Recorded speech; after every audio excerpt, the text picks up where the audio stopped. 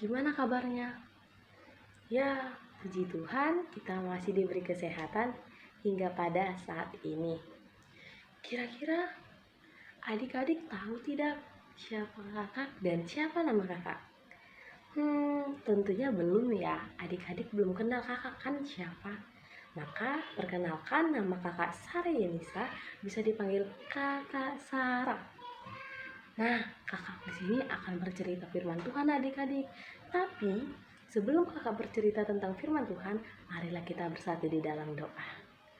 Bapa yang baik, terima kasih Engkau masih memberikan kami kesehatan dan umur yang panjang hingga pada saat ini.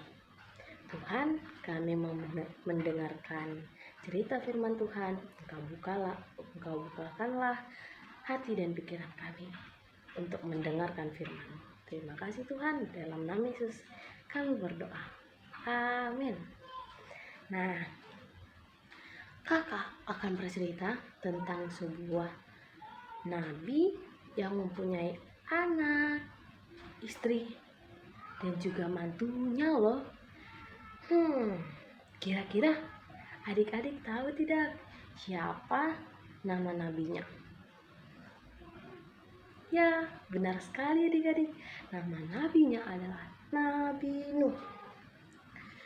Nabi Nuh sebuah nabi yang taat kepada Tuhan. Ceritanya gini loh adik-adik. Di suatu tempat yang Nabi Nuh tempat tinggalnya itu adik-adik, dia orang-orangnya itu, orang-orang sekitarnya itu adik-adik, mempunyai sikap yang suka memarahi temannya, memukul temannya, mengejek temannya, bahkan berkata yang tidak baik adik-adik. Tetapi Nabi Nuh tidak seperti itu adik-adik. Dia suka memuji Tuhan dan dia taat kepada Tuhan. Suatu saat Tuhan berkata kepadanya dan berfirman, "Aku akan menghancurkan bangsa yang jahat ini dengan menurunkan air bah, tetapi engkau dan keluargamu akan selamat." Setelah Tuhan berkata seperti itu, Tuhan memerintahkan Nabi Nuh untuk membangun sebuah bahtera yang sangat besar adik-adik. Bahtera, Nabi Nuh sempat berpikir adik-adik. Dia berpikir, gimana ya aku untuk membangun bahtera itu di daerah daratan ini? Gimana caranya? Tapi dia tidak langsung menolak adik-adik. Dia langsung berkata, ya aku akan membangunnya gitu. Dia akan mengerjakan dengan taat adik-adik. Kemudian tanpa berpikir panjang, dia menerima perintah Tuhan. Dia langsung membangunnya. Walaupun orang-orang sekitarnya itu mengolok-olok dia adik-adik. Mengolok-olok seperti apa ya? Seperti ini adik-adik. Hahaha, ngapain kamu bangun sebuah kapal yang besar itu, bangun bahtera yang besar itu di daratan ini? Mau ngapain? Tapi Nabi Nuh sangat tegas adik-adik. Dia sangat tegas hatinya untuk membangun sebuah bahtera itu, walaupun dia diolok-olok adik-adik. Kira-kira berapa lama ya Nabi Nuh membangun bahtera itu? Ya adik-adik, Nabi Nuh membangun bahtera itu sekitar kurang lebih 100 tahun adik-adik. Dia mengerjakannya dengan sungguh-sungguh adik-adik. Hari per hari dia lewati adik-adik.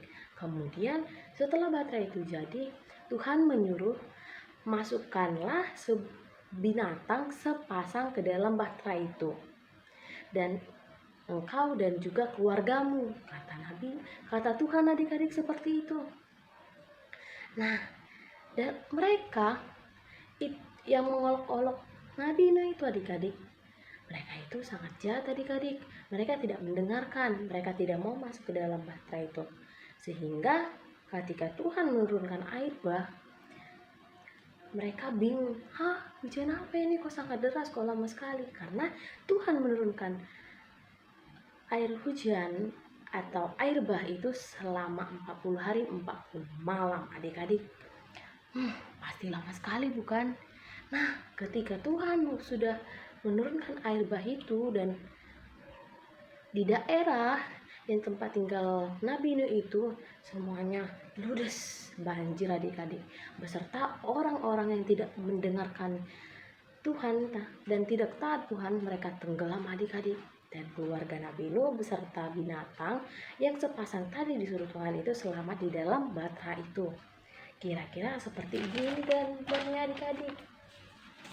Kakak punya. Nah, seperti ini kira-kira adik-adik. Nah, mereka selamat di dalam batra ini dan terombang-ambing. Tetapi walaupun terombang-ambing, batra ini sangat kokoh adik-adik, dibangun oleh Nabi Nuh. Nah, dari sini kita belajar tuh adik-adik bahwa kita harus mentaati perintah orang tua. Tapi sebentar adik-adik. Adik-adik pasti bertanya-tanya kan, apa itu air bah dan apa itu batra? Ya, tentunya kakak akan menjelaskan dahulu bahwa batra adalah sebuah kapal yang berukuran besar sekali adik-adik, yang sangat besar. Namun kalau batra itu memiliki pondasi adik-adik yang seperti ini. Pondasi itu pondasi yang kuat dan tutup gitu atapnya untuk menghindari air bah yang sangat besar tadi adik-adik. Nah, yang seperti ini. Nah, kalau yang adik-adik sering menaikinya itu adalah kapal adik-adik. Seperti ini. Kira-kira ya kan? Nah, kapal ini atau perahu ya kan bisa dibilang. Nah, kalau untuk air bah itu adalah hujan adik-adik yang sangat deras. Sehingga banyak yang tenggelam karena mereka tidak taat. Kira-kira adik-adik mau tidak seperti itu, menjadi orang yang tidak taat? Nah, ada contohnya. Seperti untuk pada manusia yang tidak mentaati peraturan dalam kehidupan seperti ini. Nah, ini, dan ini. Kakak akan menjelaskan yang ini ya adik-adik. Gambar pertama itu adalah seorang anak SD yang bonceng 3 adik-adik. Kalau kakak bertanya kepada adik-adik, apakah boleh adik-adik kita bonceng 3? Apalagi mereka belum punya SIM adik-adik dan umur mereka belum 17 tahun. Tentunya tidak boleh adik-adik. Kenapa ya tidak boleh? Pastinya adik-adik bertanya-tanya ya kan. Nah, kalau untuk tidak bolehnya itu kenapa? Karena yang tadinya adik-adik umurnya itu belum pas 17 tahun dan tidak memiliki SIM atau KTP adik-adik. Kakak saja belum diperbolehkan, apalagi adik-adik yang seperti gambar di sini. Karena akan mengakibatkan hal yang fatal adik-adik seperti kecelakaan. Karena ini sangat sayang sekali adik-adik kalau misalkan kecelakaan itu tidak boleh adik-adik. Apalagi seperti ini adik. Itu tidak boleh sekali adik-adik. Karena apa ya? Karena merokok itu untuk umur segitu itu tidak boleh adik-adik. Akan menyebabkan hal yang fatal juga. Dan paru-parunya akan rusak. Dan sulit bernapas seperti itu tidak boleh adik-adik. Dan seperti pada nabi ini adik-adik. Kira-kira adik-adik tahu nggak pada gambar ini? Ini nabi apa adik-adik? Ini nabi Yunus. Ya kan? Pasti adik berpikir ini adalah nabi Yunus. Benar sekali adik-adik. Ini adalah nabi Yunus. Nabi Yunus ini dimakan ikan besar sekali itu karena dia tidak mentaati perintah Tuhan. Dia melanggar perintah Tuhan. Itu tidak boleh. Adik-adik mau dibuat seperti ini? Tentunya tidak ya. Maka kita harus menjadi anak yang baik seperti pada gambar ini. Menolong orang tua, membuang sampah pada tempatnya, membantu orang sakit atau memberi mereka makan, orang yang lebih tua. Dan membantu mereka itu tidak harus merekanya harus sakit, kita harus membantu mereka. Tidak seperti itu ya adik-adik. Kita itu harus membantu itu. Intinya sesama juga boleh, kayak teman kita jatuh, kita juga harus bantu. Nggak hanya orang tua. Oke adik-adik. Dan kita satu lagi harus rajin ibadah. Kita kita tidak boleh lupa Tuhan adik-adik. Itu melanggar perintah Tuhan. Kita harus taat kepada Tuhan dan bersukacita dalam Tuhan. Jika kita seperti pada gambar berikut, kita akan hidup sukses. Hidup apa ya adik-adik? Ya, tentunya hidup sukses. Hidup sukses itu dalam arti kita itu sukses dalam menjalankan perintah di agama kita, seperti perintah Tuhan, ya pastinya kayak kita beribadah, membaca firman Tuhan, bahkan berdoa, baik itu kita memakan sebelum dan sesudah atau melakukan segala aktivitas. Seperti itu adik-adik. Kalau dalam kehidupan kita itu mematuhi segala peraturan yang ada di dalam rumah, di dalam masyarakat, atau di sekolah adik-adik. Mengapa ya kita harus hidup sukses? Karena hidup sukses itu adalah diawali dengan orang yang taat. Orang yang taat akan menunjukkan bahwa kamu menyayangi Allah dan akan menunjukkan bahwa kamu orang yang sukses, orang yang taat. Kita itu harus hidup yang taat adik-adik. Kita harus menjadi pegangan yang teguh seperti aku anak yang taat. Mengapa aku harus anak yang taat? Karena jika kita menjadi anak yang taat, kita pastinya hidup sukses.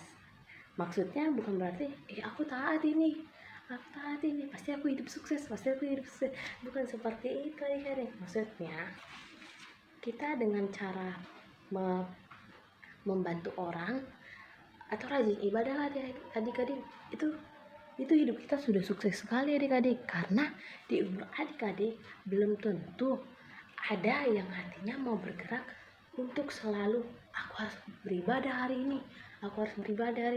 Mereka belum tentu mau beribadah.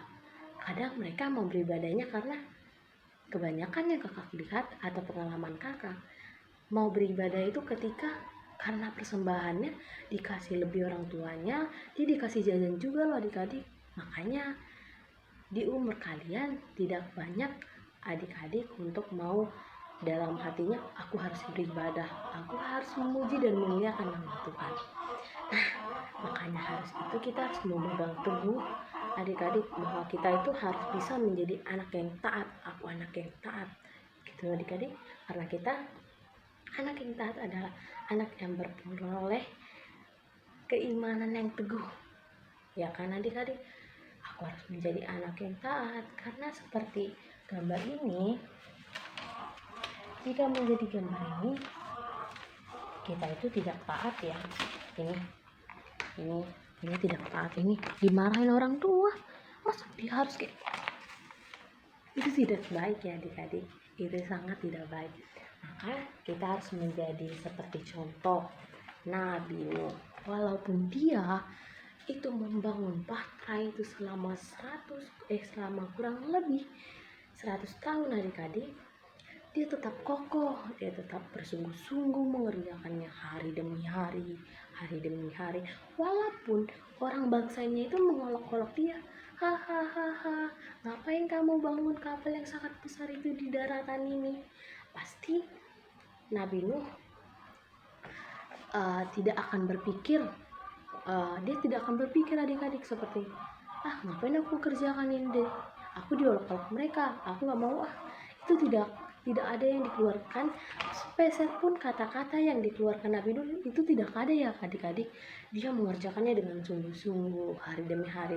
Ketika sudah jadi kapal yang sangat besar itu, Tuhan berkata lagi, engkau pergilah cari binatang atau hewan sepasang dan masukkanlah ke dalam bahtera itu.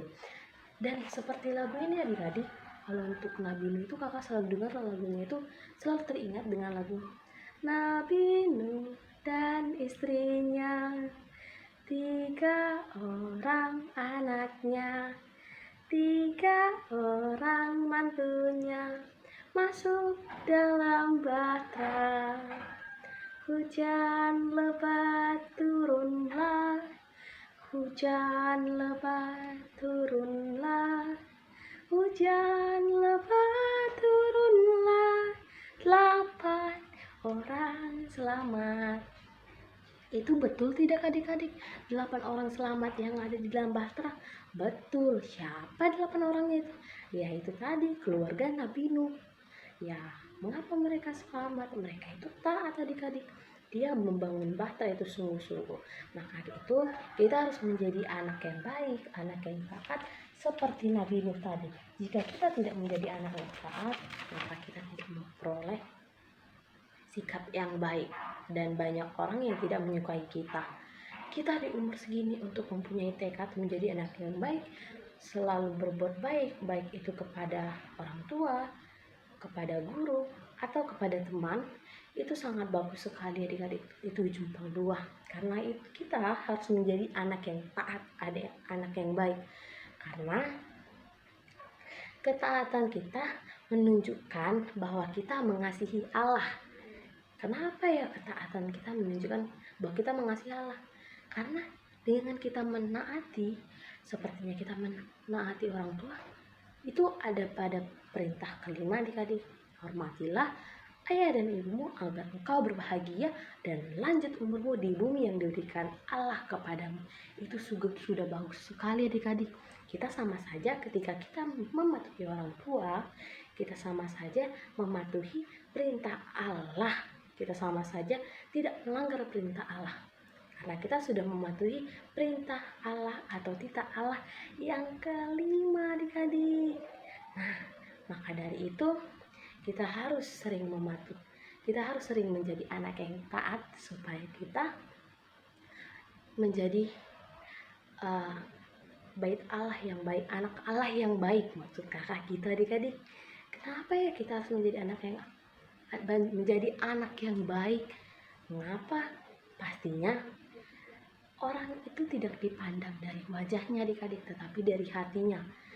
Ketika kita menjadi anak yang baik, artinya kita mengasihi Allah, kita menjadi anak yang taat dan baik. Nah, segitu aja kakak akan bercerita adik-adik. Intinya kita banyak-banyak belajar sih adik-adik, akan menjadi anak yang taat dan anak yang lebih baik lagi di hadapan Allah. Dan tidak hanya di hadapan Allah juga adik-adik, tetapi kita harus juga menjadi anak yang taat dan anak yang baik di tempat kita hidup. Ya, maksudnya di dunia ini kita harus menjadi anak yang baik adik-adik. Mau itu kita lagi bersama keluarga kita, mau itu kita lagi bersekolah, atau kita lagi di luar rumah adik-adik, atau kita berjumpa orang-orang baru, kita harus tetap menjadi anak yang baik dan anak yang taat. Apalagi ketika orang yang kesusahan, kita harus membantunya. Karena apa? Karena ketaatan kita lah kita dapat menunjukkan kasih kita kepada Allah, dan juga karena ketaatan kita lah dan kita menjadi anak yang baik, kita menuju hidup yang sukses. Nah, sekian penjelasan firman Tuhan dari kakak. Mohon maaf jika kakak mempunyai salah tutur kata bicara. Untuk menutup persekutuan ibadah ini, marilah kita bersatu di dalam doa. Bapa yang baik, Bapa yang bertahta di kerajaan sorga, kiranya kami sudah mendengarkan firman-Mu Tuhan. Kami banyak belajar lagi Tuhan dari seorang Nabi Nuh, karena dia selalu taat akan Engkau, dan dia selalu bersukacita di dalam Engkau, dan dia takut akan Engkau. Kiranya kami seperti Nabi Nuh Tuhan, kami akan belajar lebih lagi. Terima kasih Tuhan, dalam nama Yesus kami berdoa dan mengucap syukur. Amin. Sekian video dari kakak.